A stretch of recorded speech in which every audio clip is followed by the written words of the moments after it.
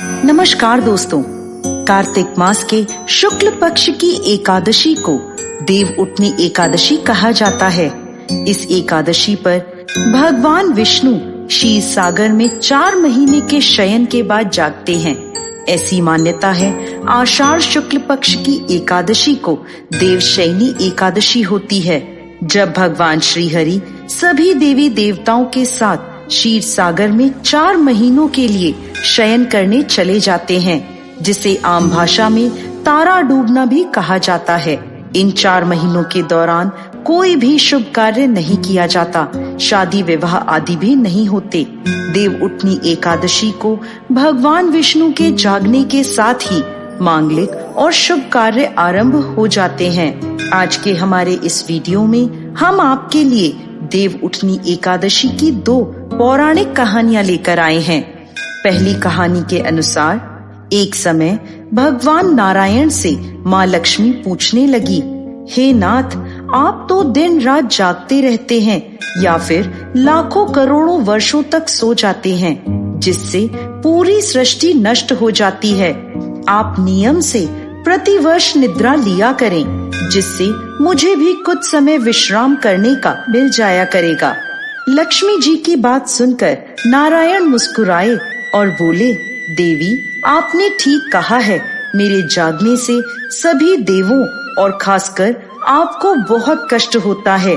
मेरी वजह से आपको भी जरा अवकाश नहीं मिलता, इसलिए आपके कथनानुसार आज से मैं प्रतिवर्ष 4 माह वर्षा ऋतु में शयन किया करूंगा। उस समय आपको और देवगणों को भी अवकाश मिल जाएगा। मेरी यह निद्रा अल्प निद्रा कहलाएगी, जो मेरे भक्तों के लिए परम कल्याणकारी और मंगलकारी होगी। इस काल में जो भी भक्त मेरे शयन की भावना कर मेरी सेवा करेगा और शयन व उत्थान के उत्सव को आनंद पूर्वक आयोजित करेगा, उसके घर में मैं तुम्हारे साथ निवास करूंगा।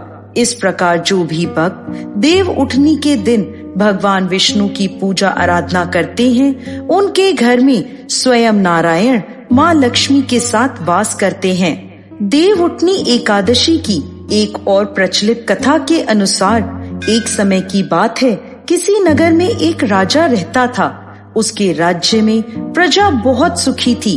एकादशी के दिन उनके राज्य में कोई भी अन्न ग्रहण नहीं करता था और ना ही अन्न को बेचता था। सभी लोग फलाहार करते थे। एक बार भगवान श्री हरि ने राजा की परीक्षा लेनी चाहिए और वह एक सुंदर स्त्री का रूप धारण करके मार्ग में आकर बैठ गए। जब राजा वहां से गुजरा तो उसने उस स्त्री को देखा और उस स्त्री की सुंदरता को देखकर राजा चकित रह गया। राजा ने उससे पूछा, हे सुंदरी, तुम कौन हो और इस तरह यहाँ बीच मार्ग में क्यों बैठी हो? तब वह सुंदर स्त्री बने नारायण बोले, मैं बेसहारा हूँ। इस दुनिया में मेरा कोई जानने वाला नहीं है। मैं किससे सहायता मांगू? राजा पहले ही उसके रूप पर मोहित हो चुका था, तो उसने उस स्त्री से कहा, तुम मेरे साथ मेरे महल में चलो और मेरी रानी बनकर रहो। यह सुनकर वह स्त्री बोली, मैं तुम्हारी बात मान लूंगी, पर तुम्हें इस राज्य का अधिकार मुझे सौंपना होगा। राज्य पर मेरा पूर्ण अधिकार होगा।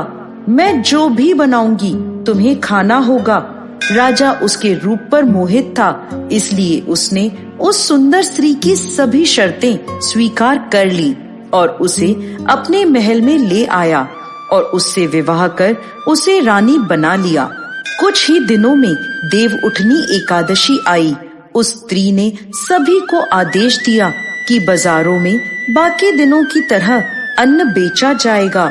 उसने महल में मांसाहारी भोजन पकवाया तथा परोसकर राजा को खाने को कहा। मांसाहारी भोजन देखकर राजा बोला, रानी, आज तो देव उठनी एकादशी है, मैं तो केवल फलाहार करूंगा। तब उस सुंदर स्त्री ने अपनी शर्त राजा को याद दिलवाई और कहा, यह खाना आपको खाना होगा, नहीं तो मैं बड़े राजकुमार का सर कटवा दूंगी। यह सुनकर राजा बहुत दुखी हुआ और उसने अपनी यह स्थिति बड़ी रानी से कही। तब बड़ी रानी बोली, महाराज धर्म ना छोड़ें, बड़े राजकुमार की बलि दे दें, बेटा तो और मिल जाएगा लेकिन धर्म नहीं मिलेगा। ऐसा कहकर बड़ी रानी रोने लगी। तभी बड़ा राजकुमार वहां आ गया। माँ की आंखों में आंसू देखकर राजकुमार ने अपनी माँ के रोने का कारण पूछा तो बड़ी रानी ने राजकुमार को सारी बात बता दी। इस पर राजकुमार बोला, मैं सर कटवाने के लिए तैयार हूँ, पिताजी के धर्म की रक्षा जरूर होगी। राजा दुखी मन से राजकुमार का सर देने के लिए तैयार हो गया। तब उस सुंदर स्त्री के रूप में आए नारायण प्रकट होकर बोले, हे राजन, तुम इस कठिन परीक्षा में उत्तीर्ण हो। भगवान ने प्रसन्न मन से राजा को वर मांगने के लिए कहा तो राजा बोला, हे प्रभु, हमारे पास आपका दिया सब कुछ है, आप हम पर अपना आशीर्वाद बनाए रखें और हमारा उद्धार करें। उसी समय वहां एक विमान उतरा। राजा ने बड़े राजकुमार को अपना राजपाट सौंप दिया और विमान में बैठकर परम धाम को चला गया। हे भगवान विष्णु, जैसे आपने राजा का उद्धार किया, उसी प्रकार इस कथा को सुनने वाले, बोलने वाले और हुंकारा भरने वाले सब पर कृपा करना। जय श्री हरि विष्णु।